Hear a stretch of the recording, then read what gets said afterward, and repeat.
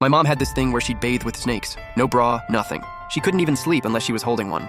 To keep her family from finding out, she'd sneak off to a snake den in the hills behind the village every single night, then slip back home before anyone woke up. This went on for 3 months, and slowly, her belly started to grow. After that, she started having these dreams, always the same massive black snake, crouched right at her bedside, just staring her down. On top of that, she started sleepwalking, wandering up to the hills alone in the middle of the night, staying there till dawn. When people found her the next morning, she'd be lying face down in the mud, arms pinned to her sides like a snake, flicking her tongue, hissing non-stop. The village elders all said she'd been claimed by a snake, and whatever was growing in her belly had to be a snake girl. To shut everyone up, my mom found herself a quiet, simple guy from the next village and married him. Just a few months after the wedding, she was already about to give birth. The day I was born, the courtyard flooded with snakes, hundreds of them. Every single one rose up, tongues flicking, all facing the delivery room. After 2 days of labor, my mom finally gave birth to me. And then she was gone. I cried exactly 3 times after I was born. The snakes in the yard heard me and bowed toward the house. Then they all slowly pulled back, like a tide going out. The midwife delivering me was already shaking. Then she spotted 2 red marks on my wrist and just lost it. "Snake girl!" She bolted right out the door. Didn't even cut the umbilical cord. Everyone in the village said those marks were branded on me by the snake. That sooner or later it would come to take me back, whether it was just superstition or not. Every Dragon Boat Festival, our yard would fill up with big snakes. Didn't matter how much real gar powder my dad spread, it never worked.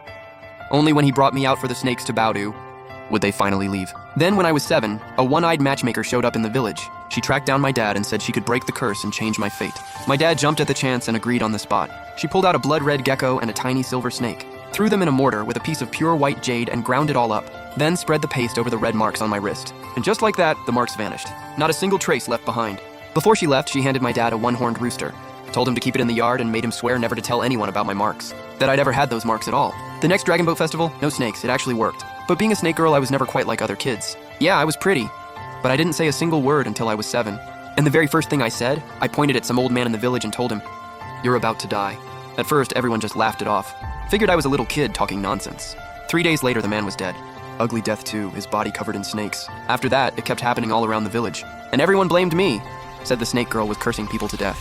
My dad beat me for it and told me to keep my mouth shut. My stepmom saw him do it and decided she didn't have to treat me well either. And my little sister, Bai Meng Yue, she couldn't stand to see me have anything nice. Whatever I had, she'd take it. After the matchmaker dealt with the bodies, she pulled me aside and told me, "Never tell anyone what you hear from the snakes." 18 years flew by. Dragon Boat Festival was coming around again. But lately I'd been having the same dream every night. A massive black snake, just staring at me. I knew my mom had those snake dreams when she was pregnant with me. But why was I having them now? Then the very next day, I'm out back doing laundry when a patterned snake suddenly shoots into the yard. It slithered right up to me and dropped a red jade bead from its mouth. I jumped back, and then the snake spoke. "By order of the Snake Lord, Bai family daughter, your wedding day is set. 7 days, 10,000 snakes will carry your sedan." It bowed its head 3 times, then was gone. I was still in shock when I heard my sister screaming from the front yard. I kicked the bead into the bushes and ran. I ran to the front. The whole yard was crawling with massive snakes. Even the one-horned rooster we'd kept for over 10 years was dead in the middle of them. "Who told you to come out here? Get back inside." After that, there was no way I was bringing up the bead. I put my head down and went back inside. But the second I walked in, the red bead was sitting right there on the table. Instant cold sweat. I literally just kicked that thing into the bushes. How was it back? I grabbed it, chucked it out the window, and locked the window shut. No hesitation. Not long after, the snakes in the yard cleared out on their own. After everything that happened, my dad gave me the cold shoulder for the rest of the day. At dinner, my stepmom decided to stir the pot. "I'm just saying, Tingyu is old enough now. We should find her someone and marry her off. Stop letting her drag this family into trouble." Meng Yue jumped right in. "Yeah, it's not like she's good for anything. At least if she's gone, we won't have to look at her." My dad downed his drink and said nothing, his face like stone. That night, I couldn't stop thinking about the bead. But when I pushed open my door, Meng Yue was sitting at the table, messing with something. I looked closer. It was the bead. My face went white. I rushed over. "Meng Yue, throw that thing away, I now." I reached out to grab it from her. She dodged me easy, then smirked. "Bai Ting Yue, where'd you dig up something this cool?" I couldn't tell her the truth, so I just said, "It's not mine, just get rid of it." "Not yours?" Meng Yue heard that and slipped the bead straight into her pocket. "Well, if it's not yours, sis, then it's mine now." "Meng Yue, you can't keep that thing. Something bad will happen." "Who are you trying to scare?" "Bai Ting Yue, you say one more word about curses and I'm telling Dad he'll deal with you." Then she took the bead and went to bed. For days, I kept trying to get Meng Yue to throw it away. She wouldn't listen. That's just how she always was. The more something mattered to me, the more she had to have it.